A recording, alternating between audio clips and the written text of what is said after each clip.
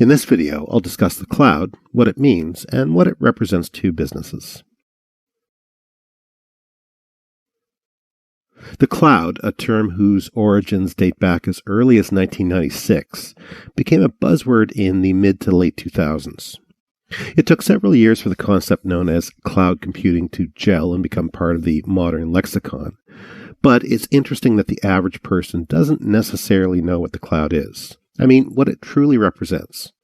Granted, ask someone on the street and they'll probably say something like the cloud is information stored somewhere else. But try to drill down a bit and you may get blank stares. And there are good reasons for that. While businesses today are mostly cloud savvy, the full suite of applications and the implications of the offerings available today haven't necessarily trickled down into a common understanding of what cloud computing does. And it's probably safe to say that there's plenty of people out there who have been on the cloud, using it every day and interacting with it without realizing they are in fact in the cloud, moving about and using it, hopefully to simplify their daily lives and be more efficient. So let's begin by discussing specifically what the cloud means and what it represents to individuals and organizations today. The easiest place to start is with three basic concepts. First, the cloud is at its core networking. Not really much different in terms of connectivity than a local area network, a LAN, where you access files on another computer that might be located in a server room somewhere in your building or somewhere else completely. The distinction is that instead of using a private dedicated connection, that is, a direct link to your local area network if the server is physically in the same building, you're using the internet to connect to the cloud network. Now, if you have a wide area network or WAN, say a company WAN with servers physically located somewhere else than the building you work in, you'd also be using the internet to connect to those servers.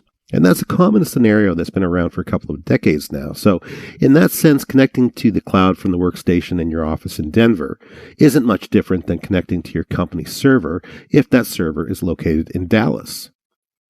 Where the distinction lies with cloud computing is cloud services, the kinds of services that the cloud provides. And as you learn more about the cloud and cloud offerings like Office 365, you'll develop a better understanding of how the cloud is truly transformative and in a lot of ways revolutionary.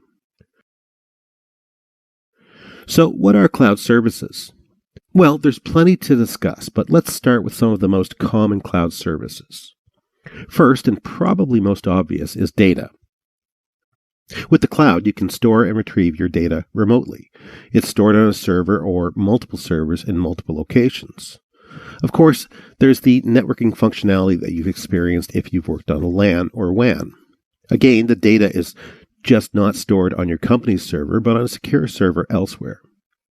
Applications, perhaps, is the feature where people begin to go, aha, because it begins to differentiate the cloud from a LAN, because you can access virtually any app from anywhere at any time on the cloud. And virtual machines, or VMs. VMs are fully operational computers running on operating systems or OSs like Windows, Linux, or Mac. But rather than a single instance of an OS running on a single computer, it runs in sort of a software container. And that means that you can have multiple OSs of all different sorts running on the same physical computer. And the cloud offers analytics, a powerful tool used by businesses today to analyze information and develop intelligence based on that information. I'll get into that in more detail later on. When we talk about the cloud, there are three types to focus on. First, there's what's referred to as the public cloud. In a public cloud, individuals or organizations purchase space on servers that are shared with other individuals or organizations. Now, by shared, what I mean is that you have your own space on that server and someone else also has space on that server. It doesn't mean that you can see the other party's data or that they can see yours. It simply means that you've got a server that has space allocated on it for you and for other users.